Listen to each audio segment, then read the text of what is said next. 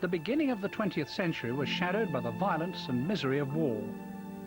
It was in 1914 that Germany set into motion what was probably the most ambitious military plan in the whole of history. Never had so much faith by so many been put into one simple plan, the Schlieffen Plan. Before the outbreak of the war, the Kaiser instructed his chief of staff, Alfred von Schlieffen, to devise a strategy that would allow Germany to fight a war against the enemies she perceived to be surrounding her. Schlieffen died in 1913, but his plan remained Germany's only strategy when war broke out in 1914. Schlieffen's plan was based on the bulk of the German army attacking north through Belgium into France, and a much smaller force defending the Alsace-Lorraine borders in the south. But fatal mistakes made here on the border between France and Germany destroyed that plan. The stalemate that was to follow gave rise to all the horrors that we know as the Western Front. But what if the Schlieffen Plan had worked and Germany had defeated her enemies in 1914? Could then the 4 terrible years of the First World War have been avoided and the 10 million lives that it cost? And how would that have transformed the map of Europe and the subsequent violent history of the 20th century? I think we'd have had a Europe which would have passed through the 20s and 30s and 40s and 50s without communism and without Nazism. And we wouldn't have had a Second World War either. In 1914, most experts were convinced that the war would be over by Christmas, and the plans of every European nation that sent its young men off to fight aimed to achieve a quick and decisive victory. The evidence of the naivety of those plans can be seen here in the mud of the trenches. For it was the failure of the pre-war planners that created the military stalemate that led to the Western Front. A massive killing machine. But nobody in September 1914, cheering the boys off to war, could have had the slightest idea that they're in fact sentencing those men to the mud and the squalor of the trenches for 4 long years. The man in charge of running Germany's war plan in 1914 was Helmut von Moltke. Although intelligent and capable, von Moltke possessed one critical weakness, an inability to stand up to the differing opinions of his junior commanders. This weakness was to fatally undermine Germany's armies and the Schlieffen Plan. The German plan was based on one unalterable fact. Von Schlieffen knew that Germany couldn't win a war on 2 fronts, dealing with the Russians in the east and the French in the west at the same time.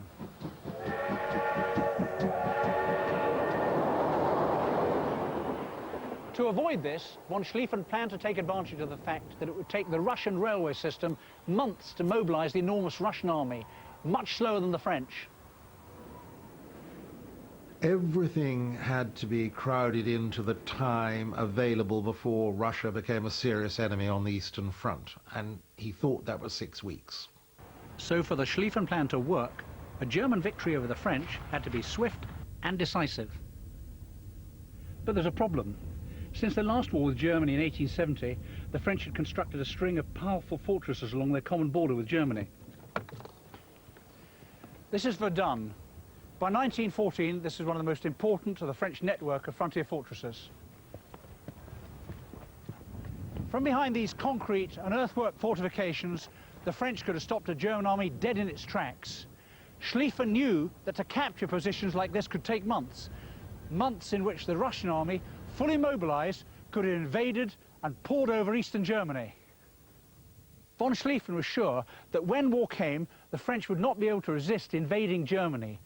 So his plan set out that as the mass of the German armies rolled south through Belgium, here on the frontiers there would only be a token German army waiting. Their role was not to defend the frontiers, but to fall back and lure the French armies further and further into Germany. The Schlieffen Plan was nothing more than a huge revolving trap. In August, the main spearhead of the German army crossed into Belgium. The Schlieffen Plan had finally swung into action.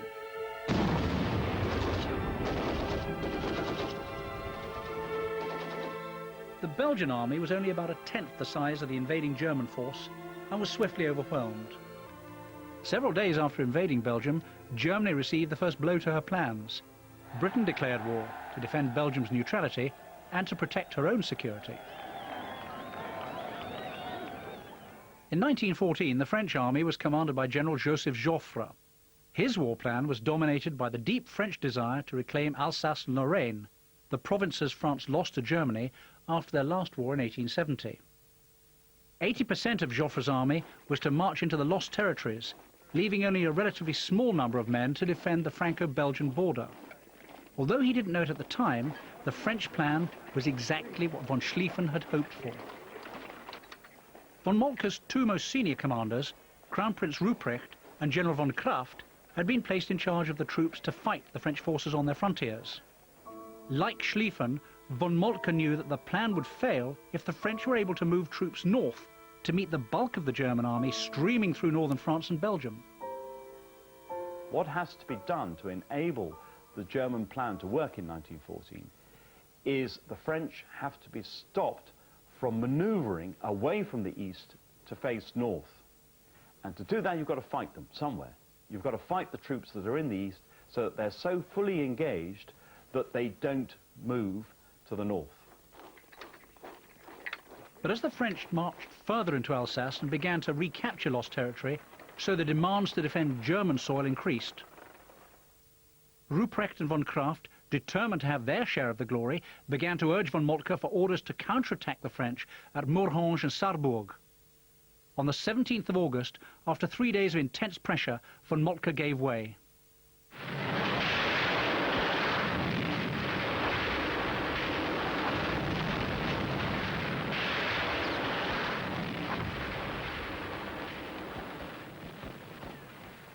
From their emplaced positions on these ridges, the German artillery and machine guns decimated the advancing French forces.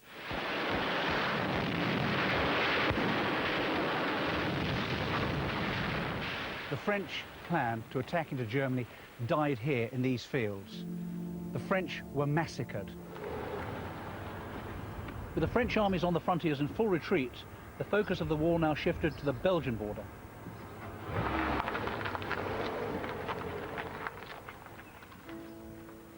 The German army was rapidly approaching and seemed unstoppable. Quite quickly, the Germans were galloping into open space. Joffre was brought to recognize that the real danger was not, as he thought, down in Alsace-Lorraine, but was north of Paris.